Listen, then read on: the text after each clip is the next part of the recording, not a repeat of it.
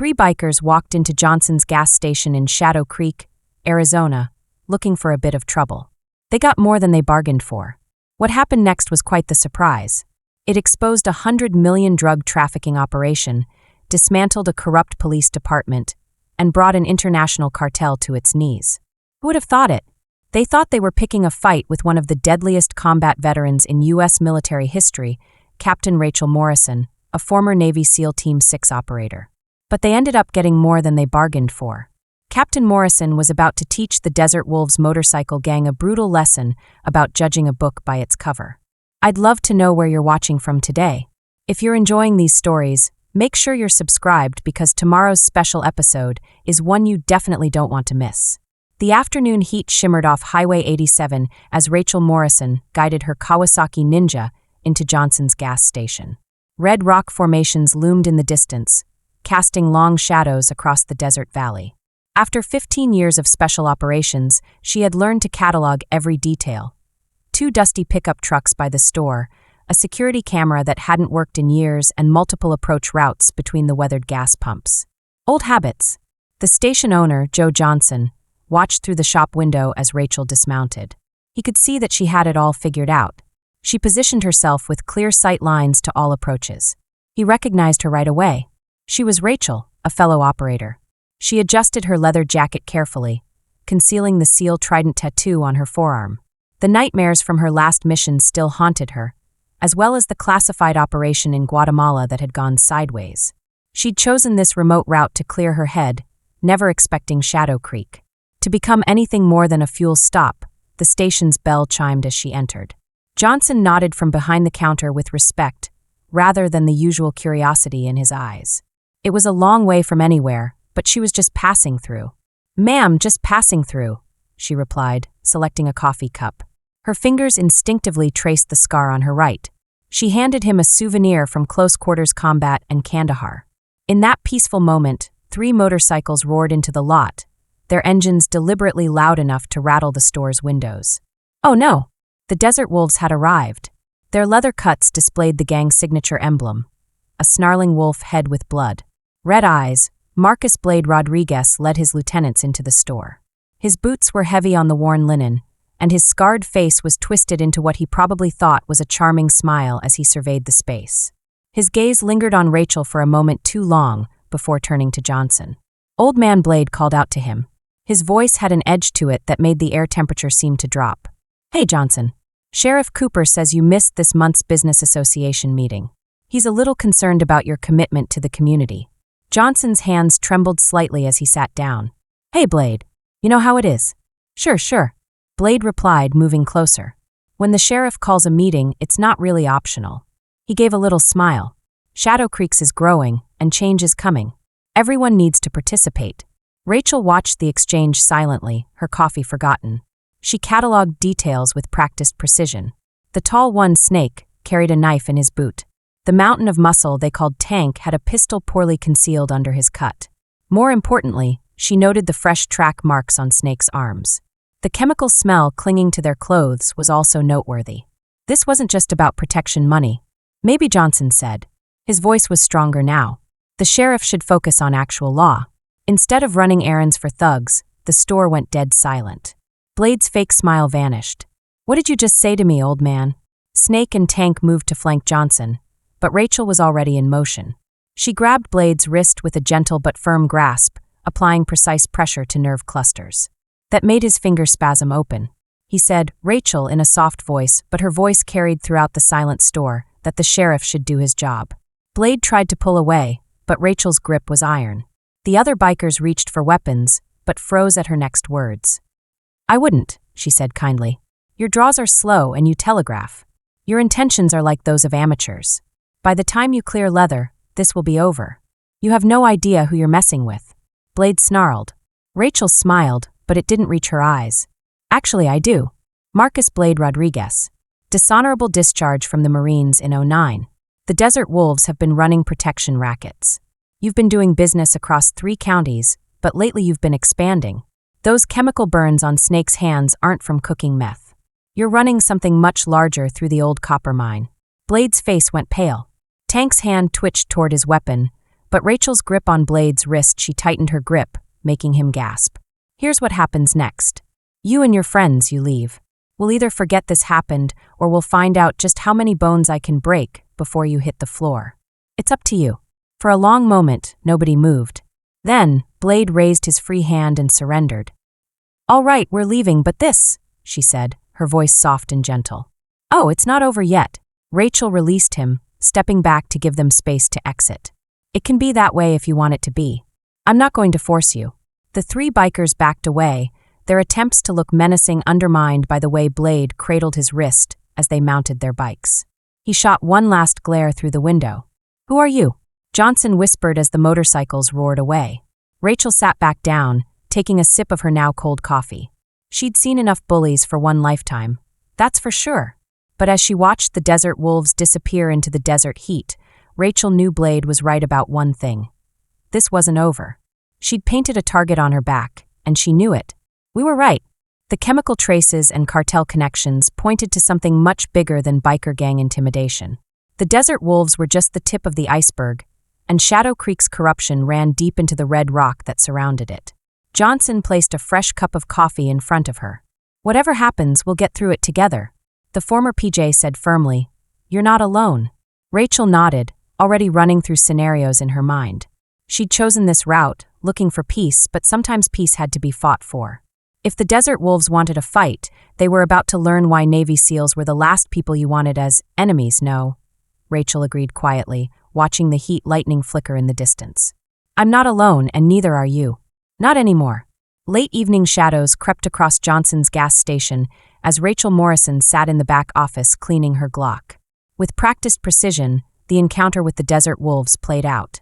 As she thought about everything she'd seen, she noticed the chemical burns on the snake's hands and how well they moved together. It was like a puzzle she hadn't expected to find in Shadow Creek.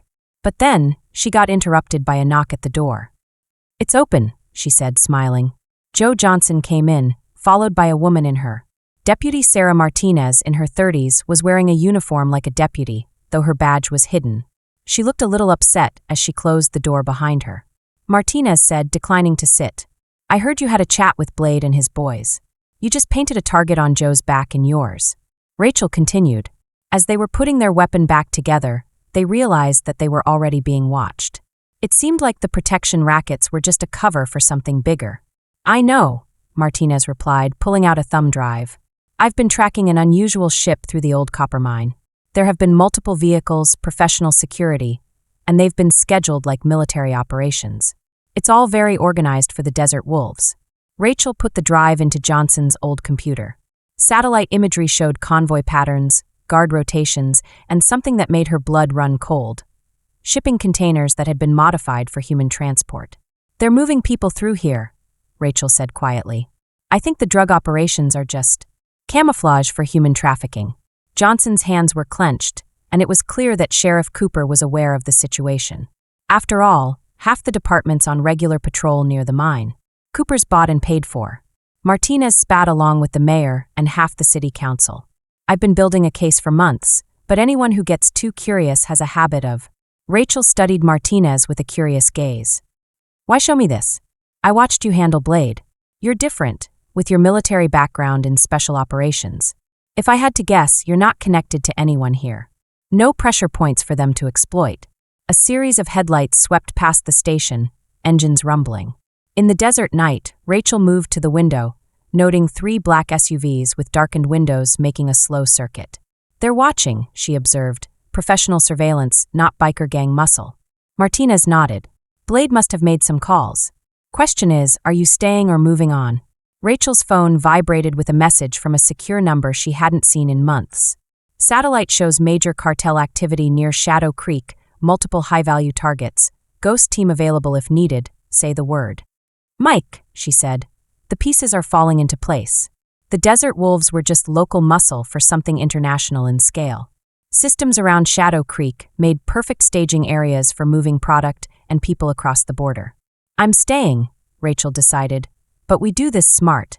Martinez, I need everything you've gathered on Cooper and the local operation. Joe, you know this town's history. I need to know every back road and every cave entrance. Every place they might be using, they'll come for you. Johnson warned. Once they realize you're a threat, they'll send professionals. Rachel smiled, checking her weapon one final time. Good, let them come, but first, we need to talk to someone who sees everything in this town. The locals might keep secrets from law enforcement, but they talk freely in front of waitresses. Martinez's eyes widened. Maria's diner, she said. She's been here 40 years, knows everyone's business. Let's pay Maria a visit, Rachel replied, sending. Hello, Mike. I just wanted to give you a quick update on what's going on.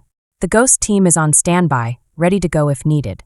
Things are about to get interesting at Shadow Creek. They're preparing to move, and I'm excited to see what happens next. Rachel caught her reflection in the office window. She's been trying to become a quiet warrior, but I think she'll be just fine. Shadow Creek needs an operator, and she used to be the one who specialized in dismantling criminal empires. She's got this. Piece by piece, the desert night grew darker as they pulled away from the station. But Rachel's mind was clear. Phase 1 is simple. Gather intelligence, build allies, and let the enemy think they were in control. They'd soon learn what happened when they brought their cartel operation to the wrong town. More vehicles were moving toward the copper mine. Their headlights cutting through the darkness like predatory eyes. They thought they were hunting her. They had no idea they were about to become the prey. Telling and preparing this story took us a lot of time, so if you're enjoying it, please subscribe to our channel. It means a lot to us now. Back to the story, Maria's. The diner sat right in the heart of Shadow Creek. Its neon sign was casting a lovely red glow across the nearly empty parking lot. Rachel positioned her motorcycle with a clear view of both exits, noting the security cameras, which were functional and covered the entrance. Martinez parked her unmarked car in Shadow Creek, while Johnson took position near the back door. The bell chimed as Rachel entered at this hour. Only 2 customers occupied booths, both wearing Desert Wolves cuts. They both seemed to be trying too hard to look casual. Maria Ramirez, the silver-haired owner, looked up from the counter. Her eyes showed recognition not of Rachel, but of what she represented. Coffee, Maria asked, already pouring a cup. Best in Shadow Creek. Rachel slid onto a stool and positioned herself to watch the bikers in the mirror behind the counter. She heard you make good apple pie too. Only person who makes better pie is my grandmother, God rest her soul. Maria replied. Her voice dropped, though lately business has been slow. Too many new faces in town scaring away the regulars. The lovely, haired owner looked up from the counter. Her eyes showed recognition, not of Rachel, but of what she represented. Coffee, Maria asked, already pouring a cup of the best in Shadow Creek. Rachel slid onto a stool, positioning herself to watch the bikers in the mirror behind the counter. I'm sorry, but I have to say you make good apple pie too. The only person who makes better pie is my grandmother, may she rest in peace. Maria replied, her voice dropping. Lately business has been slow. There are too many new faces in town, scaring away the regulars. The biker stood there, making a show of leaving cash on their table. One brushed deliberately close to Rachel as they left, trying to intimidate her. She didn't bother turning around once their motorcycles roared away. Maria's demeanor changed. Deputy Martinez called ahead and said you might have questions about our little town's recent changes. Rachel sipped her coffee. It was excellent. She asked, tell me about the mine. 3 months ago it was abandoned. Then the Desert Wolves started providing security for a new investment group. Now there's traffic all night, trucks, expensive SUVs, shipping containers, the kind of business that needs lots of lookouts. Martinez joined them, badge now visible. How deep does it go, Maria? Deep enough that my cousin Rose's daughter disappeared last month. The police said she ran away, but I saw her get into one of those black SUVs they're using. They're using the old smuggling tunnels, the ones that run all through these hills. Rachel's phone vibrated with a message from Mike. The satellite confirms the tunnel network. There's multiple heat signatures. Signatures, patterns, cartels, Gulf operations, they're all connected. Rachel mused, using the caves to hide from Border Patrol drones. But they needed local infrastructure, someone with authority. Cooper Martinez spat. I was a good cop once. Then his brother got involved with the wolves. Now half the force are either on the payroll or too scared to act. 2 days ago, Maria placed a slice of pie in front of Rachel. I overheard Blade talking to someone on the phone. Something big's coming. They're clearing the old warehouse district and posting extra security. I heard someone called the surgeon is arriving to inspect the operation. Rachel went still. The surgeon. The name she'd heard in Guatemala. That mission that went wrong and cost her teammates their lives. a cartel enforcer known for making examples of anyone who interfered with operations. When 3 days from now they're having a town meeting that night, it's mandatory attendance for all business owners. Martinez leaned forward. It's the perfect cover. They're all in one place while they move whatever they don't want seen. Rachel's mind is racing, planning multiple scenarios. Maria, I could really use blueprints of the tunnel system, the original mining surveys, anything that shows access points. My late husband was a mining engineer, so I might have some old maps in storage. Johnson's voice crackled through their earpieces, and there were multiple vehicles approaching in a professional formation, SUVs and bikes. Rachel moved to the window, and she saw 4 black SUVs led by desert wolves. Riders were making their way down Main Street, and the lead vehicle stopped outside the diner. Maria, your back rooms still connect to the old Prohibition tunnels. The older woman smiled. Doors behind the storage shelves. Tunnels lead to the church basement 3 blocks east. Martinez, get Maria out. I'll draw their attention. Rachel checked her weapon. Joe, be ready for company like old times. Johnson replied, the former PJ's voice steady as Martinez and Maria slipped away. It was really excellent.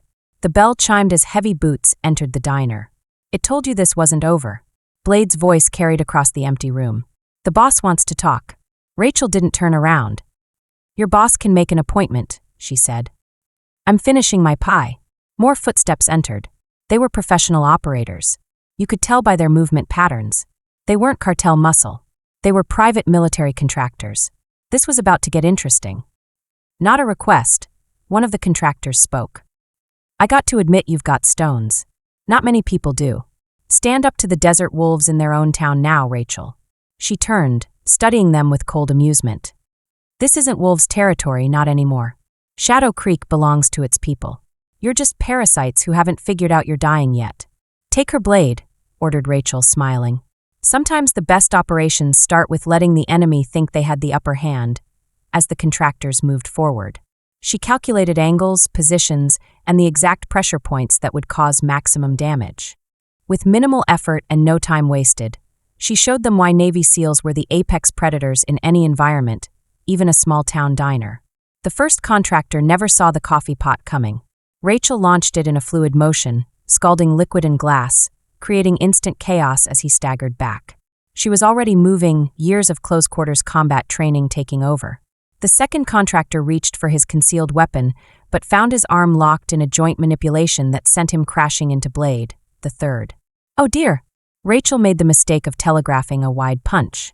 She slipped inside his guard, using his momentum to drive him through a booth. Oh dear! Professional security. She taunted, flowing between them like water. You move like mall cops. 2 more contractors burst through the door, these ones openly carrying weapons. Rachel Dove was behind the counter as bullets shattered coffee cups and punctured the pie display. The air filled with cordite and the smell of spilled coffee. You're trapped, Blade called out. No way out except Rachel pulled a small device from her jacket, a gift from her ghost team days. She replied, You're the ones who are trapped. She triggered the device, and every light in the diner exploded in a shower of sparks, plunging the room into darkness. The contractor's tactical lights snapped on, just as she'd anticipated. In the dark, they became perfect targets, moving silently. Rachel emerged behind them. The first contractor went down to a precise strike to the brainstem. The second she spun and fired wildly, but she was already gone.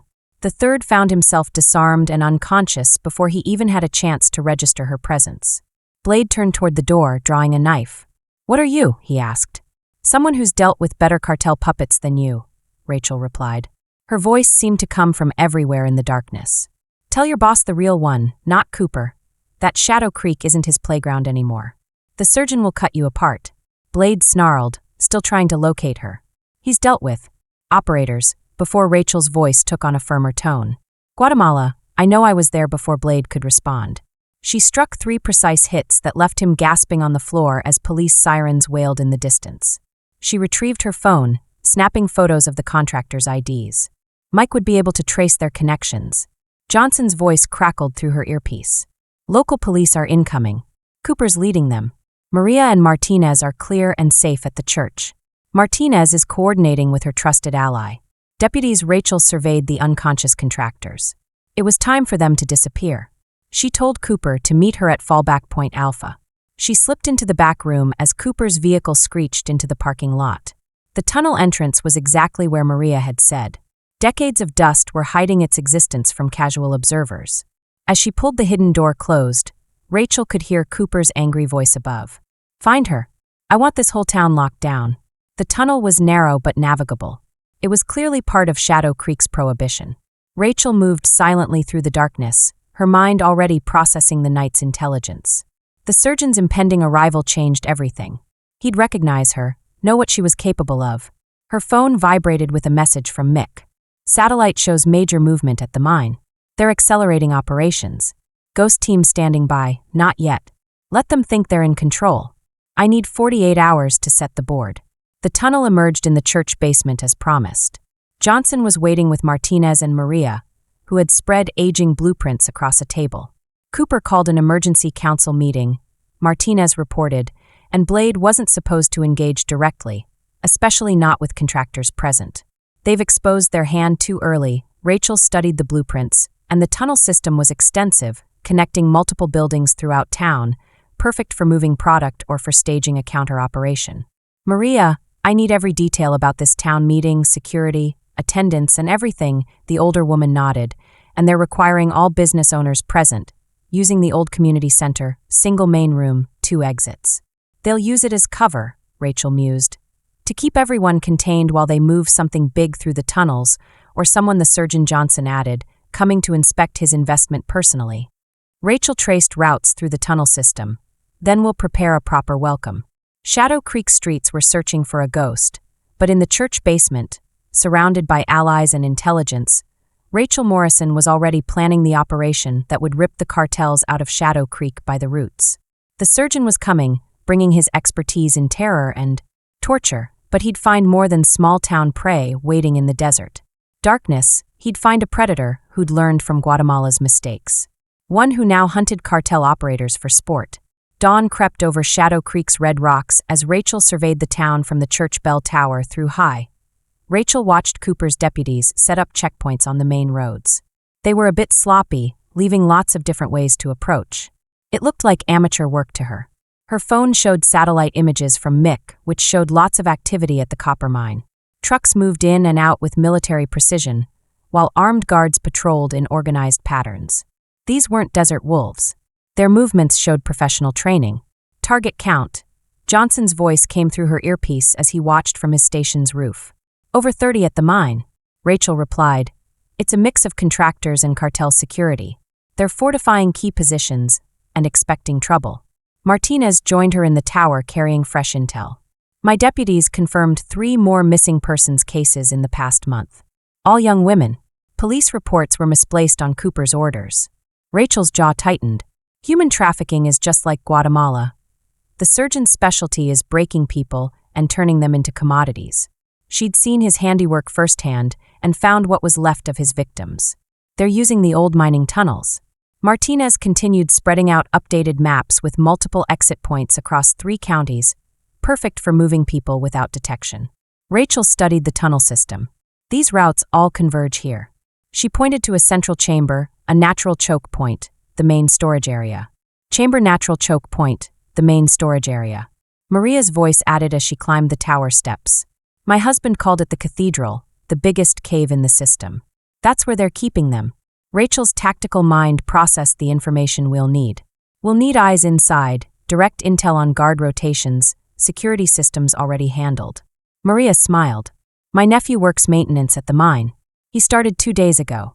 Not even Cooper knows he's my family. How soon can he get us details tonight?" "He's on evening shift." Rachel's phone buzzed. "Mike again." Facial recognition confirmed 3 former ops contractors at the diner. Blackwater alumni. Serious players. They're bringing in more muscle. Rachel mused. "Speaking of which, Maria, what's the status on the town meeting?" "Mandatory attendance confirmed. They're posting armed security at all entrances." Making a Martinez leaned forward with a wink. "Perfect timing. We'll hit the mine when their attention is divided." Rachel replied with a smile. "They'll expect that. We need to be smarter." She pointed to the tunnel maps, which showed old prohibition routes that ran under the community center. Maria nodded and smiled. "Connected to half the basements in town. My husband mapped them all. Then, We'll use their own tactics against them while they're watching. That way, we'll own the underground. Rachel keyed her radio. Joe, how's our equipment? Cash got the gear you requested? Night vision, tactical comms breaching charges? Your friend Mike has impressive connections. The Ghost team always came through with supplies. Martinez, brief your trusted deputies on the basic op plans, but don't give away all the details. Maria, get your nephew's intel to me the moment it comes in. We've got 48 hours to prepare for the surgeon's welcome. A convoy of black SUVs rolled through town, heading toward the mine. Rachel tracked them through her binoculars, noting faces and weapons patterns. These weren't just security contractors. They moved like covert operations specialists. They seemed a little nervous. Martinez observed all this firepower for a small town. They should be nervous. Rachel replied, they just don't know why yet. Her phone vibrated with another message from Mike. The Ghost team was in position. Position the perimeter surveillance, establish it, and say the word. Maintain observation only. She replied, we do this right. They won't know we're here until it's too late. In the distance, more vehicles approached Shadow Creek. The enemy was gathering their forces, fortifying their positions, and preparing for a siege. But they were preparing for the wrong kind of fight. They think size and strength win battles. Rachel said, packing away her binoculars, but, in this environment against this type of opponent, victory goes to whoever controls the shadows. She turned to her allies with a smile. It's time to show them why Navy SEALs specialize in underwater operations. After all, that's where the deadliest predators hunt. By the time morning fully broke over Shadow Creek, Rachel Morrison had already transformed the quiet desert town into an elaborate trap. The surgeon was coming to inspect his operation, never suspecting he was in for a surprise. Oh my, what a pickle she found herself in. It was a real ambush, and she'd walked right into it. She'd spent 3 decades of her special operations experience making this happen. The storm was gathering, and it would soon break over Shadow Creek like a tidal wave, washing away the corruption that had taken root. When it was over, the cartels would learn a valuable lesson about choosing their territory more carefully. Rachel crouched in the darkness of the tunnel system, her night vision revealing the intricate network of passages carved. Maria's nephew Carlos had come through with some really helpful intel. He told us about the guard rotations, security systems, and most importantly, he confirmed that 23 captives were being held in the cathedral. There were 3 main guard posts. Rachel whispered into her tactical comm, surveillance cameras at key junctions and motion sensors covering primary routes. But they weren't on the maintenance shafts. Carlos's voice replied from his hidden position near the mine entrance. I think they're too narrow for anyone to use, Rachel said with a smile. In fact, the SEAL training included far tighter spaces, like the locations of the sensor control boxes and Junction B7. The main security office is also in a very confined area. It's quite a challenge. We've got movement up top. Martinez's voice crackled through the radio. 3 more SUVs just entered town. They're following a different pattern than the contractors. Rachel watched the heat signatures moving through the tunnels above. Signatures moving through the tunnels above. They're disciplined professionals, but with a distinctive aggression in their movements. Cartel work teams are getting everything cleaned up before the surgeon arrives. Her phone vibrated silently. Mike's latest update revealed that 2 known cartel assassins were spotted. These aren't standard security, they're cleaners. Rachel keyed her call, instructing all units to maintain distance and let them think they're alone down here. She switched channels. Joe, status on the church basement equipment's prepped. Johnson replied, Ghost Team's gear is something else. Makes my old PJ kit look like toys. Maria, how many tunnel access points are we sure about? 17, confirmed. The diner owner responded from her makeshift command center in the church. Most buildings from the Prohibition era have connections. The community center's basement has 3 separate routes. Rachel moved silently. In the darkness, she carefully mapped the tunnel network in her mind, imagining every junction and corridor as part of an elaborate maze. She imagined it as a design to separate and isolate cartel forces when the time came. Her thermal scope picked up more movement. A group of desert wolves escorting someone through the main tunnel. The figure moved with authority, studying the operation with professional scrutiny. Newcomer Rachel whispered, Male 6. Victor Carlos, a man with a military bearing, was conducting a security review. He'd been here since yesterday, upgrading security protocols. Rachel's jaw tightened. She'd encountered Victor's work before. He'd been the surgeon's security chief in Guatemala. The mission that went wrong, that cost her teammates their lives had been led by him. She reported multiple heat signatures in the cathedral, all consistent with Carlos's count of captives. Martinez's voice was tight with controlled anger. "Those are our people," she said. "They're holding daughters, sisters, members of this community." "Not for long," Rachel promised Carlos. "I need detailed routes to the control room. Victor will have changed security patterns, but he can't change the tunnel architecture."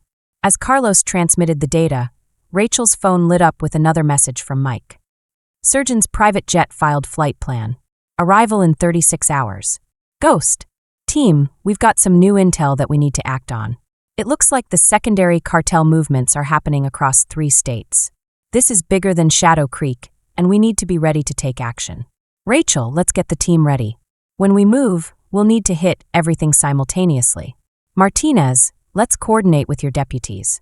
I want staged vehicle accidents ready to block major roads when we give the signal. Maria, let's get the word out to the trusted business owners. When the shooting starts, they need their people to clear the streets. I've already done that. Maria, you're our perfect observation post for the community center. Rachel, let's get to it." Through the tunnels, Victor was cataloging positions for the charges that would reshape this underground battlefield. He was good at security operations, but he was preparing for a frontal assault, a direct confrontation. He wasn't ready for a shadow war for an enemy that could appear anywhere, strike without warning, and vanish back into the darkness. He wasn't prepared for a SEAL operating in her element. Underwater, underground, in spaces where traditional military doctrine meant nothing. They were sealing their own tomb, Rachel said quietly. They just didn't know it yet. Above ground, Shadow Creek continued. It was business as usual on the surface, but below ground, things were heating up. The pieces were falling into place for a major operation that would shut down the cartel's human trafficking operation. The surgeon was coming to inspect his kingdom, but he'd find a hunting ground prepared by a predator who'd learned from past mistakes. There would be no way out, no room for negotiation, and no forgiveness. The underground battle for Shadow Creek was about to begin. Sunset painted Shadow Creek's rocks a deep red as Rachel put the finishing touches on the operation plans in the church basement. Satellite images from Mike covered one wall, tracking the movements of the cartel across the region. Maps were another thing. They were marked with patrol patterns and sensor locations. The third wall displayed photos of the missing faces of Shadow Creek's daughters. Their families thought they'd never see them again. Victor increased patrols. Carlos reported through the comm that 4-man teams were rotating every 30 minutes. Rachel studied the patrol patterns Martinez's deputies had documented. They were different each time, but she recognized the good random rotations, overlapping fields of fire, and no predictable gaps. She smiled, but it was a cold smile. He was still thinking like a Special Forces soldier from the last war. Her phone lit up with urgent intel from Mike's surgeon's jet. The cartel airfield is being evacuated by multiple escort vehicles heading north. Cooper is ordering all units to clear the major roads, according to the Shadow Creek police scanner. Johnson is cleaning weapons with mechanical precision. It's been 6 hours, and they've replied that the authorities will want him on the ground before dawn. Maria is at the community center, cleaning up. The Desert Wolves are setting up security checkpoints with metal detectors and armed guards. It's like they're preparing for a town meeting. Martinez has just entered with fresh intelligence. Cooper has called in every deputy, even the ones not on his payroll. They want a show of force when the surgeon arrives. Rachel is nodding, analyzing the situation. The enemy is busy making a security bubble with lots of layers, all focused outward. They're bracing for trouble from outside while we're already inside. Johnson got it. Rachel activated the 3D tunnel projection Mike's team had generated.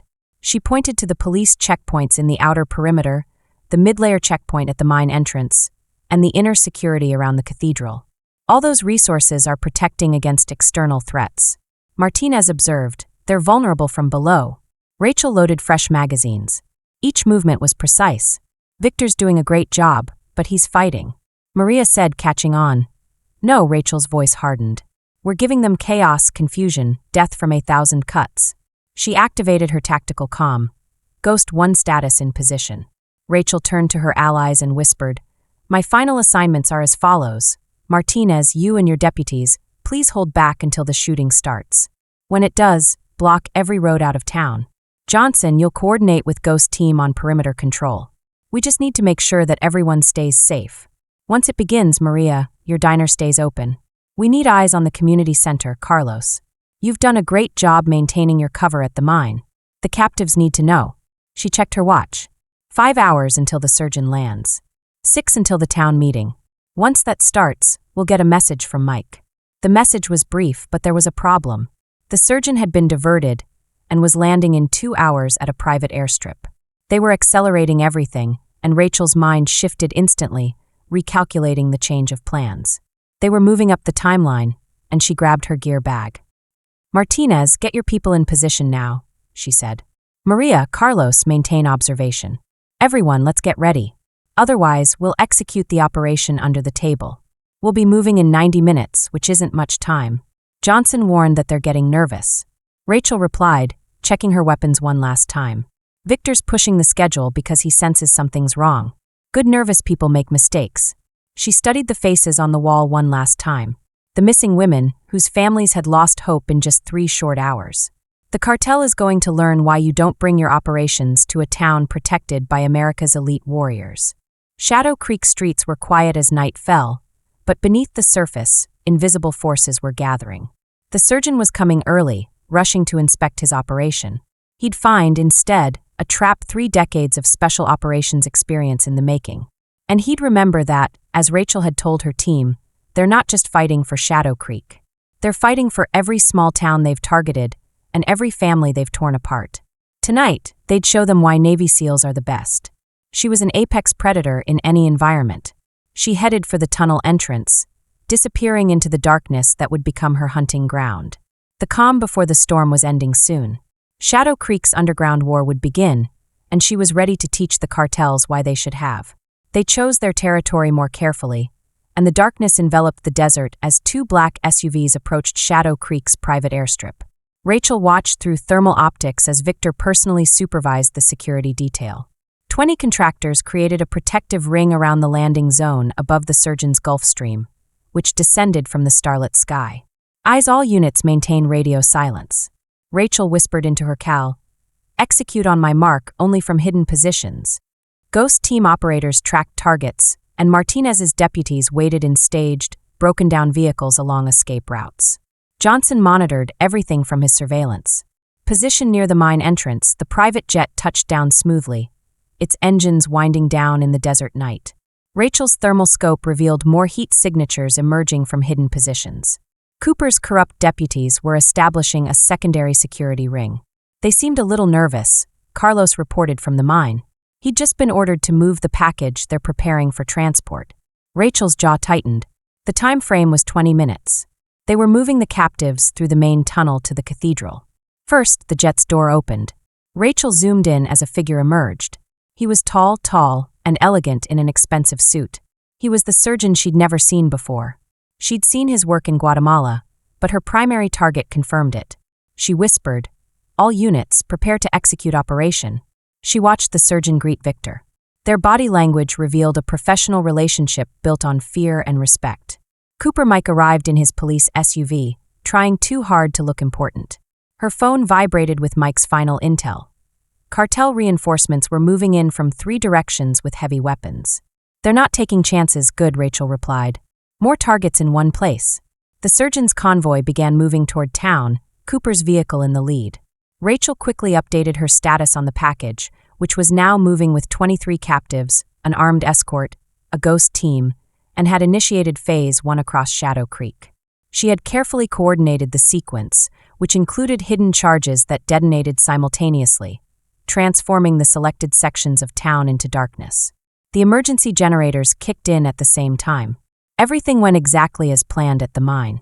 Cooper's voice crackled across the police band. Get units to the power stations, he said. Rachel smiled coldly. They were reacting exactly as expected, spreading their forces thin. Then Phase 2. Execute in the tunnels beneath Shadow Creek. Shadow warriors moved the first cartel. The guard died silently, a ghost team operator materializing from darkness. The second had time for half a surprised breath before precision violence ended him. Contact at Junction 7. Carlos reported they're redirecting the package. Rachel was already moving through maintenance shafts paralleling the captive's route. Victor had prepared for a front assault for an enemy trying to fight their way in.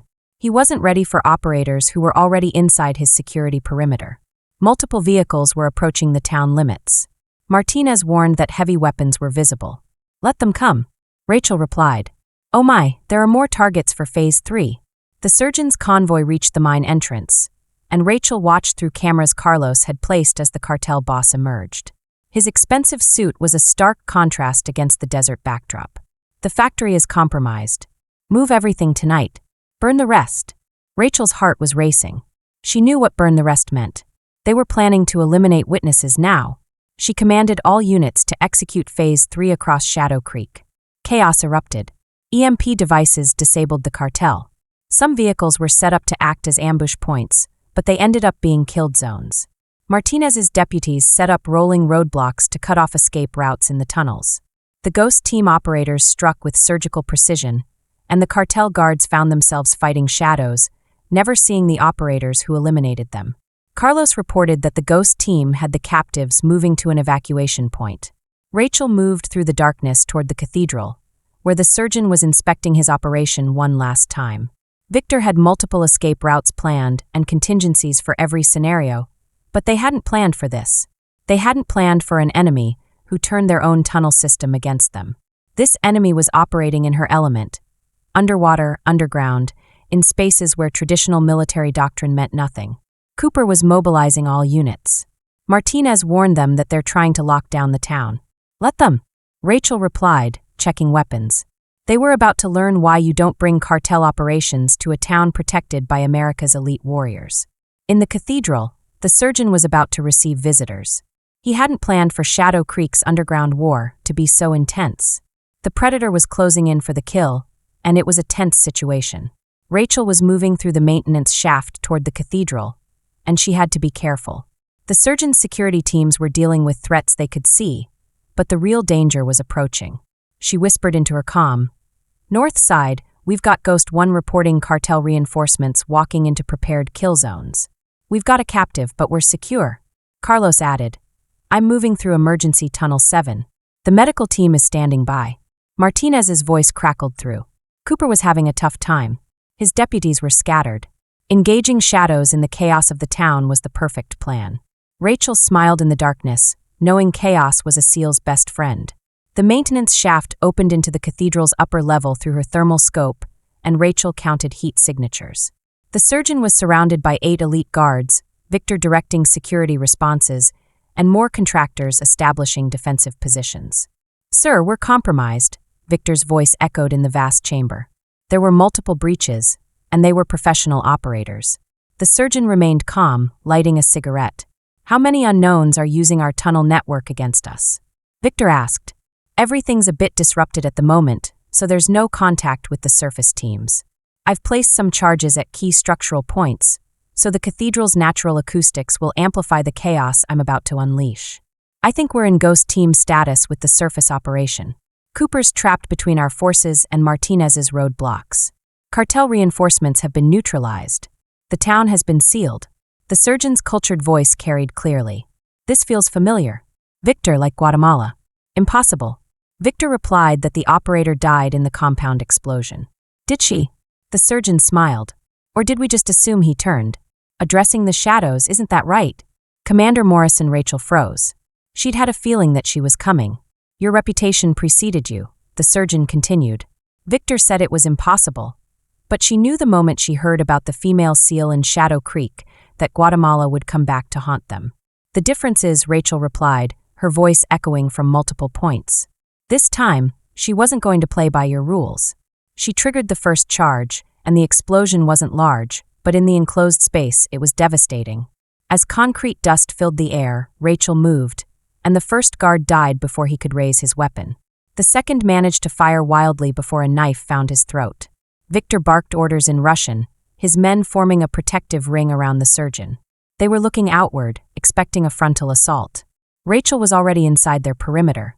She and her team executed Operation Kraken throughout the tunnel system. They synchronized the explosions, which collapsed key junctions and sealed escape routes. The cathedral became a tomb. "It was impressive," the surgeon remarked. He seemed unconcerned but ultimately futile. "You're outnumbered and outgunned," he said. "Am I right?" Rachel's voice echoed. Another charge detonated. Oh my goodness, Victor. I think we're trapped in here together. I'm really sorry, but I think I've got to go. I'm so sorry, Victor, but I think I've got to go. I'm really sorry, Victor, but I think I've got to go. Oh my goodness, Victor. I think we're trapped in here together. I'm really sorry, but I think I've got to go. I'm really sorry, Victor, but I think I've got to go. Oh my goodness, Victor. I think we're trapped in here together. I'm really sorry, but I think I've got to go. I'm really sorry, Victor, but I think I've got to go. Oh my goodness, Victor. I think we're trapped in here together. I'm really sorry, but I think I've got to go. I'm really sorry, Victor, but I think I've got to go. Oh my goodness, Victor. I think we're trapped in here together. I'm really sorry, but I think I've got to go.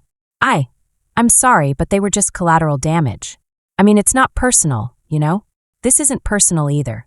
Rachel replied, materializing briefly to eliminate 2 more guards. This is just justice. Victor spun, firing at her last position, but hit only shadows. His remaining men clustered tighter, nerves fraying as unseen death circled. Commander Ghost 1 reported that the surface situation is contained, the town is secure, and the captives have been evacuated. I'm sorry to say that you've lost everything. Rachel told the surgeon. It's so sad. You had your operation, your merchandise, and your escape routes. Now it's just us finishing what started in Guatemala. Victor, the surgeon's composure finally cracked. Find her, but Victor was already down. A shadow materialized behind him with cold precision. The remaining guards fired desperately into the darkness, but they hit nothing. Check your exits. Rachel's voice came from everywhere and nowhere. Check your backup plans, check your contingencies. I've had 3. It took days to prepare this killing ground one by one. The last guards fell until finally, in the dust and darkness of the cathedral, only Rachel and the surgeon remained. He was fascinating, she thought. He said, straightening his tie. I almost regret having to kill you. Rachel emerged from the shadows, her weapon trained on center mass. That's your mistake, he said. You think you're still in control above them. Shadow Creek streets had gone quiet. The underground war was ending, but in the cathedral's darkness, one final reckoning remained.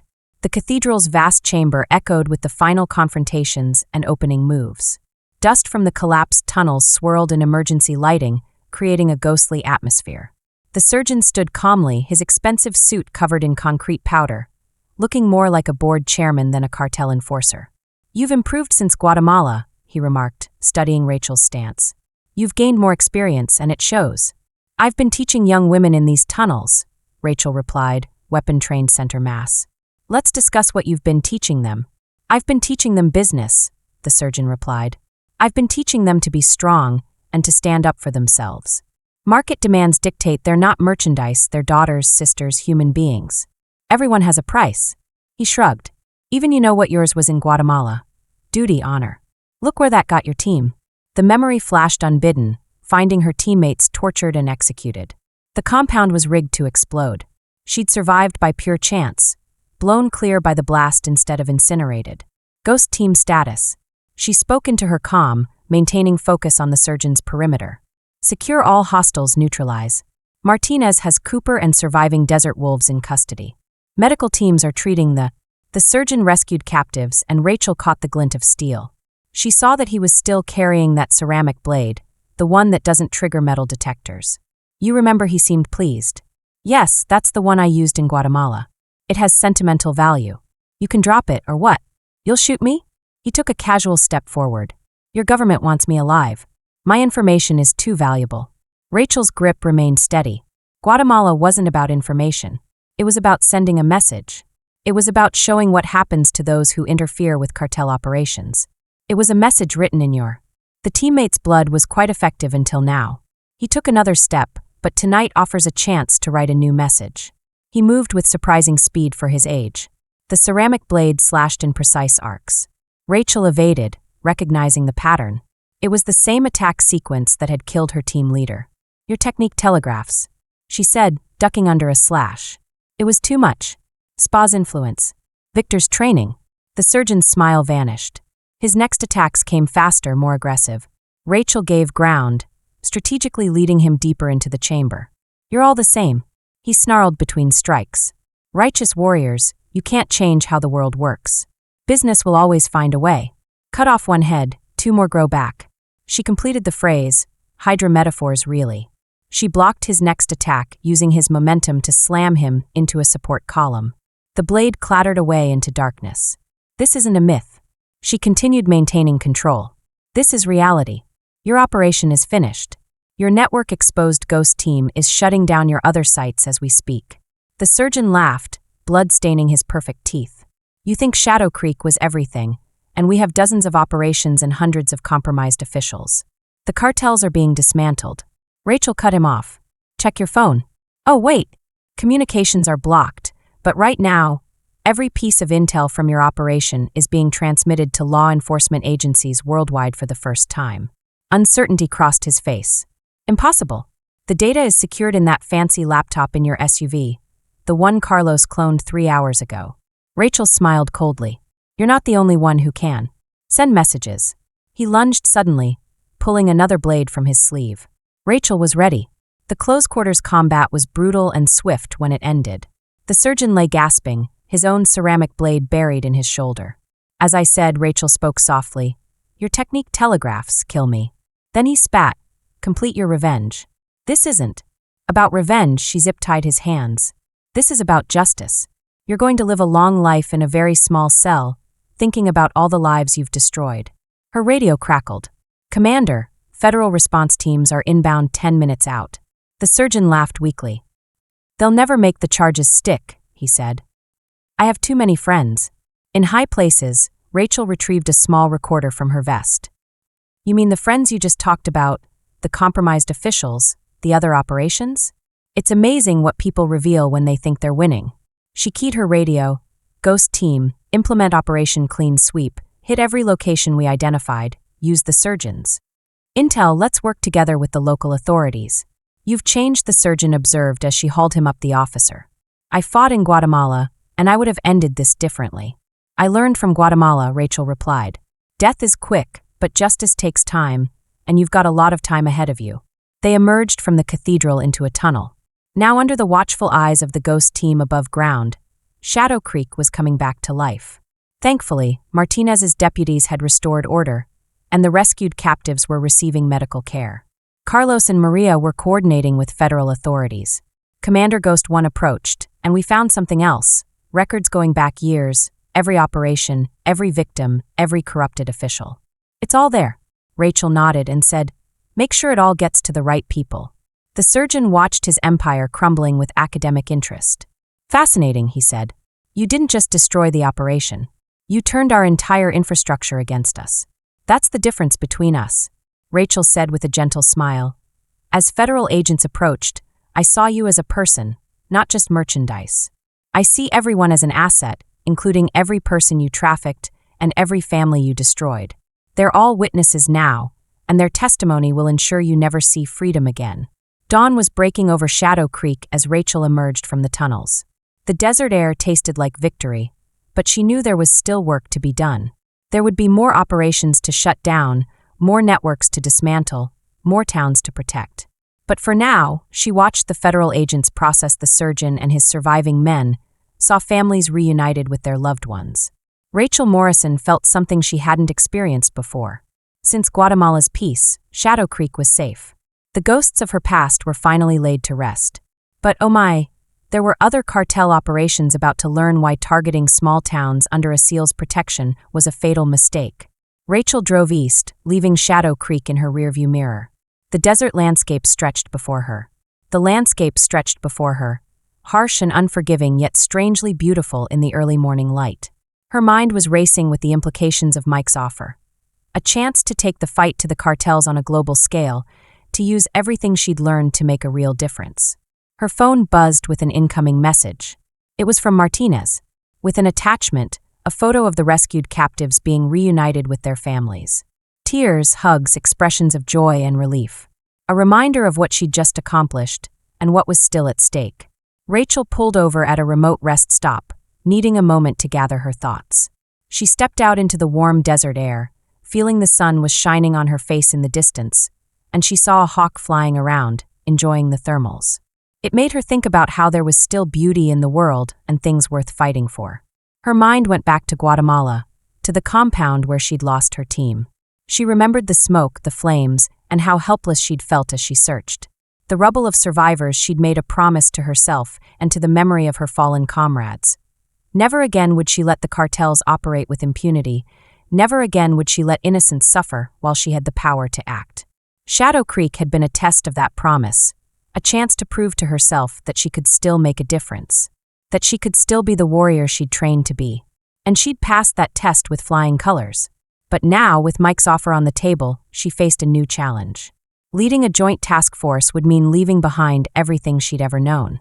Her life as a SEAL, her place in the tight-knit community, the Special Operations community. It would mean dedicating herself fully to a new mission, one with no clear end in sight. She thought of her father, a career Navy man who'd always pushed her to be her best. He'd been so proud when she'd earned her SEAL Trident, the first woman to make it through the grueling selection. Rachel thought about what her dad would say if he could see her now, at this crossroads. She closed her eyes and let the memories wash over her. She could still hear her dad's voice, gruff but loving, in her mind. "You've got a gift," he told her once after a particularly challenging training exercise. "A gift for leadership, for making the hard choices. Don't ever be afraid to use it." She opened her eyes and made up her mind. She would take Mike's offer and leave the SEALs to lead the joint task force.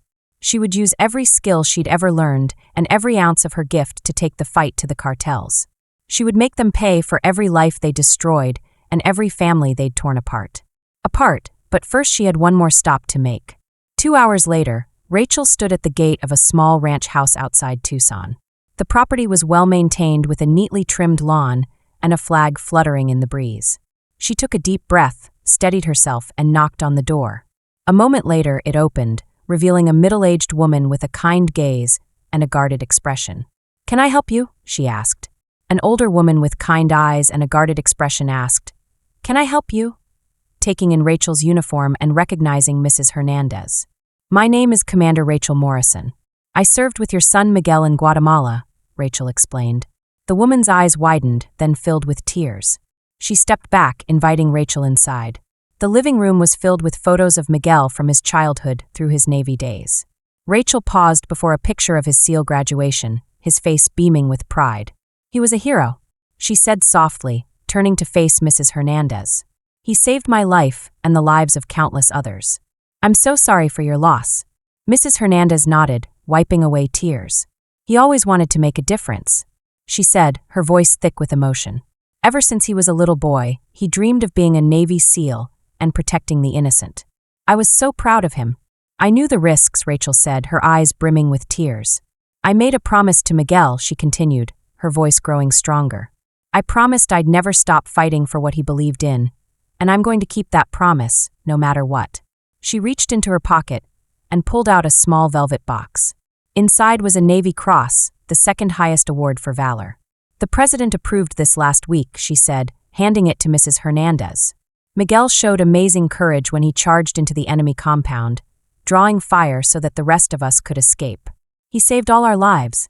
Mrs. Hernandez was so grateful, she thanked him with tears streaming down her face. "Thank you," she whispered, looking up at Rachel. "Thank you for not letting his sacrifice be in vain." Rachel nodded, her eyes brimming with tears of her own.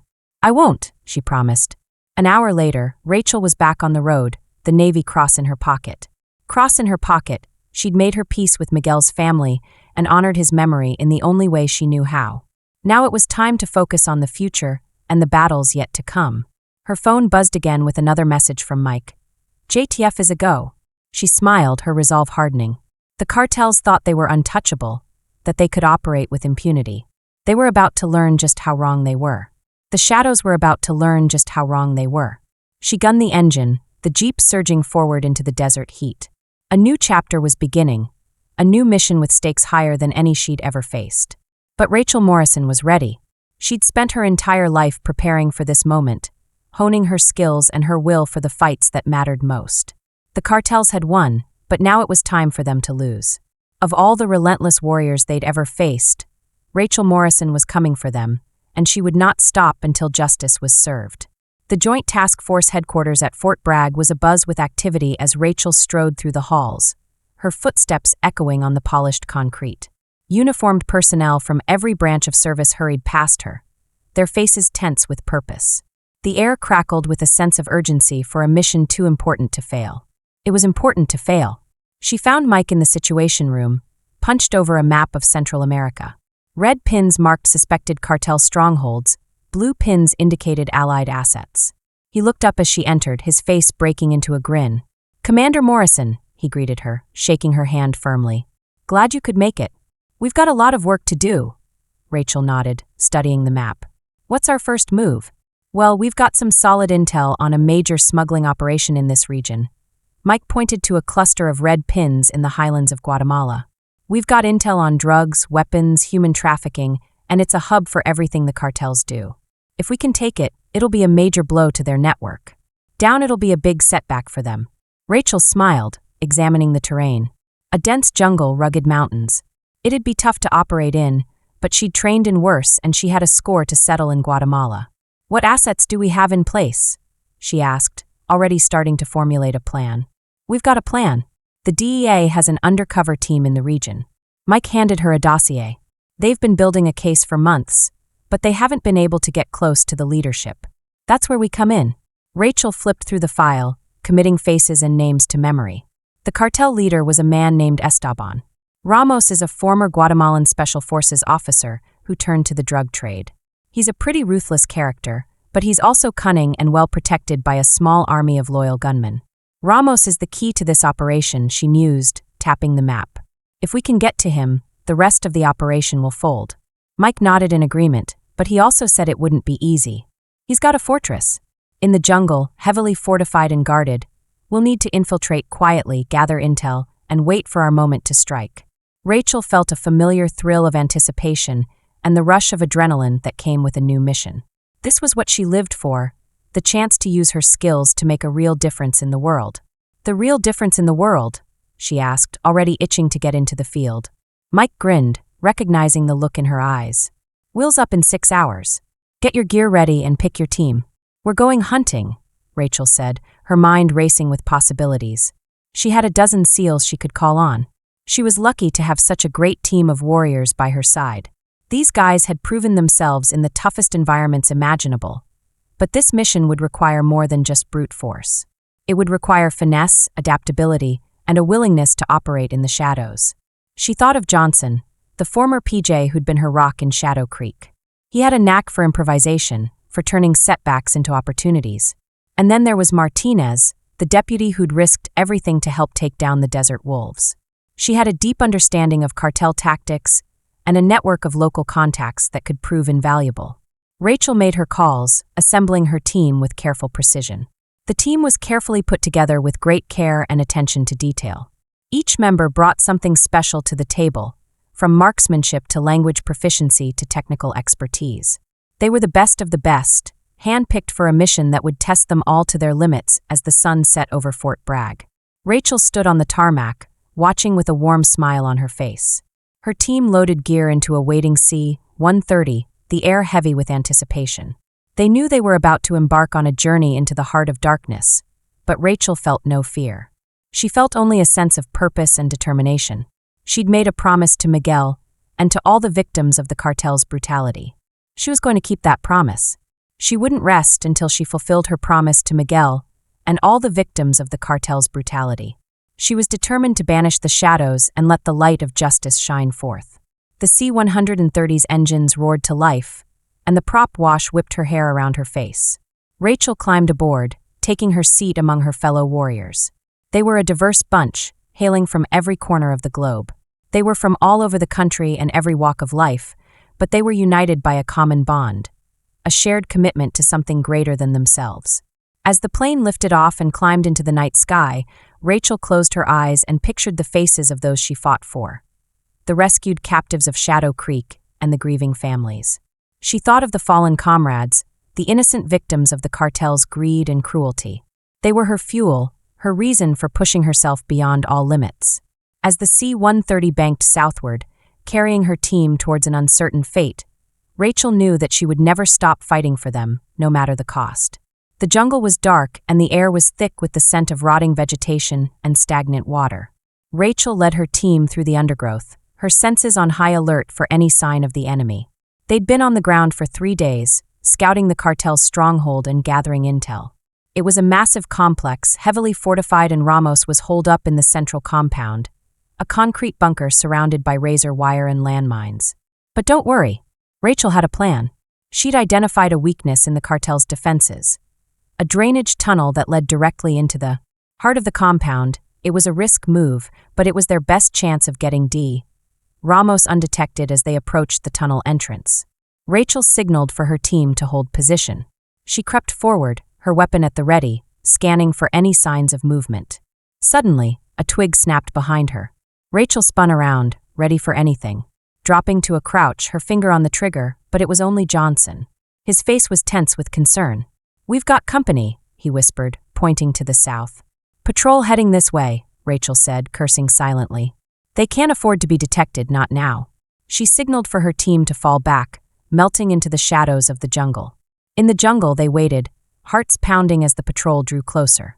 6 men, armed to the teeth, moving with the casual arrogance of those who believed themselves invincible. Rachel held her breath, her finger hovering over the trigger. If the patrol spotted them, they'd have to act fast, take them out before they could raise the alarm. Thankfully, the patrol passed by, unaware of the danger lurking in the shadows. Rachel let out a silent sigh of relief, signaling for her team to move forward once again. They reached the tunnel entrance without further incident, slipping inside like ghosts. The air was a little dank and musty, and the walls were slick with moisture. But Rachel barely noticed. Her mind was focused on the task at hand. They moved quickly and silently, navigating the twists and turns of the tunnel system. Rachel had memorized the layout thanks to the intel provided by the DEA team. She knew exactly where they needed to go and what they needed to do when they got there. As they approached the central chamber, Rachel could hear voices echoing off the concrete walls.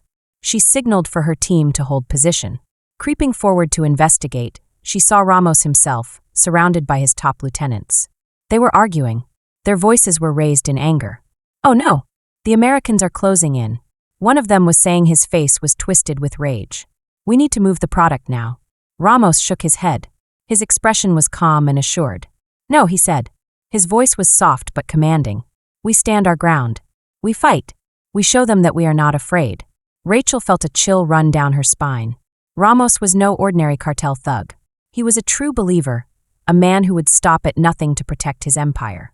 But she had no time to dwell on it. The meeting was breaking up, the lieutenants scattering to their posts. It was now or never. Rachel signaled to her team, and they burst into the chamber, weapons drawn. Ramos and his men were caught off guard. Their eyes widened with shock and fear. "Federal Agent," Rachel shouted, her voice echoing off the walls. "Drop your weapons and get on the ground." For a moment, it seemed as if Ramos might comply, but then, with a roar of defiance, he reached for his gun. Rachel was faster. She fired, and the bullet took Ramos square in the chest. He fell, his eyes wide with disbelief, his empire crumbling around him.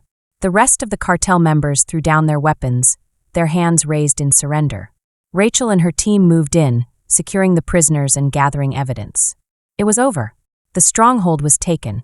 Rachel was relieved to see that the cartel's leadership was taken into custody. However, she knew that this was only the beginning. As she stood over Ramos's body, she felt a sense of grim satisfaction. She had kept her promise to Miguel and all the victims of the cartel's brutality.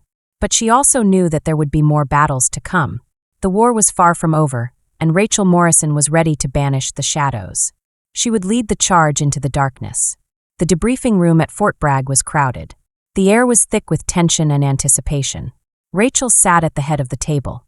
Her team was arrayed around her. Their faces were taut with exhaustion and grim. On the wall behind her, a bank of screens displayed images from the raid, the jungle compound, the drainage tunnel, and the look of shock and fear on Ramos's face as Rachel's bullet found its mark. Mike stood at the front of the room, his expression serious as he addressed the assembled team. "What you achieved? In Guatemala, you did something truly remarkable," he said, his voice brimming with pride. "You struck a blow against the cartels that will be felt across the globe. You sent a message that there is nowhere they can hide, no shadow dark enough to conceal their crimes." Rachel nodded, feeling a sense of fierce satisfaction, but she knew that the job was far from over. Ramos was just the beginning. She said, her voice calm and assured. "The cartels are like a hydra. Cut off one head, and 2 more will take its place. We need to keep the pressure on. Hit them where it hurts." Mike nodded, pulling up a new set of images on the screens. Our intel suggests that the cartels are regrouping and shifting their operations to new locations. We've identified several high-value targets in Mexico, Colombia, and Venezuela. Rachel leaned forward, studying the images intently. Each one represented a new challenge and a new opportunity to strike a blow against the forces of darkness. We'll need to move fast, she said, her mind already racing with possibilities. The cartels will be on high alert after Guatemala. They'll be expecting us. Mike grinned, a glint of mischief in his eyes. Then, let's give them something they're not expecting. Over the next few weeks, Rachel and her amazing team hit the cartels like a whirlwind, striking hard and fast in a series of daring raids. They hit drug labs in the mountains of Mexico, weapons caches in the jungles of Colombia, and human trafficking rings in the slums of Venezuela. Each operation was a masterpiece of precision and skill, a testament to the incredible dedication and bravery of Rachel's team. They worked tirelessly, pushing themselves to the limit, and it was so inspiring to watch. Rachel and her team were fueled by a sense of righteous fury and an unshakable commitment to justice. But the cartels were not going down without a fight. They responded to each blow with savage ferocity, throwing everything they had at Rachel and her team. There were close calls, narrow escapes, moments when it seemed as if all might be lost. But through it all, Rachel remained focused and determined, a beacon of strength and courage for her team. She led from the front, always the first one through the door, the last to leave. One out, she inspired those around her with her unwavering commitment to the mission, her fierce devotion to her fellow warriors. Slowly but surely, the tide began to turn. The cartels were weakening, their once mighty empires crumbling under the relentless onslaught of Rachel and her team. The shadows were receding, the light of justice shining through. But the final blow came from an unexpected quarter. Rachel was in her quarters at Fort Bragg, viewing intel reports and planning the next operation when a knock at the door startled her from her thoughts. She opened it to find Mike standing there, his face grave. "We need to talk," he said in a low, urgent voice. Rachel followed him to the Situation Room, her heart pounding with a sense of foreboding. When she saw the images on the screens, she felt as if the world had dropped out from under her. It was Shadow Creek, the small desert town where she had first confronted the cartels on American soil. But now it was a scene of utter devastation. The town was in flames were licking the sides of buildings, reducing them to rubble. Bodies were lying in the streets, and in the center of it all, a single figure stood. His face was twisted with hatred and rage. It was the surgeon, the cartel boss she had brought down in Shadow Creek. But now he was back, and he had brought the full might of the cartels with him. "He escaped from custody a week ago," Mike said, his voice tight with anger. "We think he's been planning this ever since a final act of revenge against the woman who brought him down." Rachel felt a cold fury. Rising within her was a determination to end this once and for all. "We have to stop him," she said, her voice like steel. "We have to make him pay for what he's done." The final battle was fought in the heart of Shadow Creek, in the tunnels and caves where Rachel had first confronted the cartels. It was a savage, brutal affair, a test of will and skill and sheer unyielding determination. Rachel and her team fought like demons, driven by a sense of righteous fury and an unshakable commitment to justice. Rachel and her team bravely faced off against the cartel forces in a series of intense firefights, the air thick with smoke and the stench of death. Despite the challenges, Rachel remained calm and determined, a shining example of strength and courage for her team. She led from the front, always the first one through the door and the last one out. Her unwavering commitment to the mission and fierce devotion to her fellow warriors inspired those around her. In the end, it came down to a final confrontation between Rachel and the surgeon, a brutal hand-to-hand battle. Oh my! In the depths of the tunnels, they fought with a fierce intensity, trading blows and bullets. Each was determined to be the last one standing. But in the end, it was Rachel who emerged victorious. Her hand closed around the surgeon's throat, her eyes blazing with a fierce, unyielding determination. "It's over," she said, her voice filled with a quiet triumph. "Like steel, you've lost the surgeon." He looked up at her, his face twisted with hatred and rage. "Oh, my dear friend, you think this is the end?" he snarled. "You think you've won? The cartels will never stop. Never surrender. There will always be another to take my place." Rachel shook her head, a small grim smile playing at the corners of her mouth. "Oh no," she said. "They won't." Her voice was calm and assured. "There won't be an end to our fighting. We'll never stop hunting you down wherever you hide." We'll never rest until the shadows are banished and the light of justice shines through with a final decisive blow. Rachel ended the surgeon's reign of terror once and for all. As she emerged from the tunnels, her team by her side, she knew that the fight was far from over. There would always be another battle to fight, another shadow to banish. The cartels were like a hydra, endlessly regenerating and seeking new ways to spread their poison across the world. But Rachel Morrison would be there to meet them, always. She would lead the charge. Tunnels, her team beside her, she knew that the fight was far from over. There would always be another battle to fight, another shadow to banish. The cartels were like a hydra, endless and always seeking new ways to spread their poison across the world. But Rachel Morrison would be there to meet them, always. She would lead the charge. Into the darkness, she was a beacon of strength and courage for all those who fought beside her. She was a warrior, a guardian of the innocent, a champion of justice. She would never rest until the world was free from the grip of evil, once and for all. As the sun set over Shadow Creek, Rachel stood amidst the ruins of the town. Her eyes, Rachel, was focused on the horizon behind her, where her team was hard at work. They were tending to the wounded, securing the prisoners, and gathering evidence. But Rachel's mind was already racing ahead to the next mission and the next battle. She knew the cartels would regroup and find new ways to spread their poison across the world. But she also knew that she would be there to meet them always. She would lead the charge into the darkness, a beacon of strength and courage for all those who fought beside her. She was a warrior, a guardian of the innocent, and a champion of justice. She would never rest until the world was free from the grip of evil, once and for all. As the last light faded from the sky, she turned to her team with a small, reassuring smile. "Let's get to work," she said. "We've got a lot to do." Faded from the sky, Rachel turned to her team with a small, reassuring smile.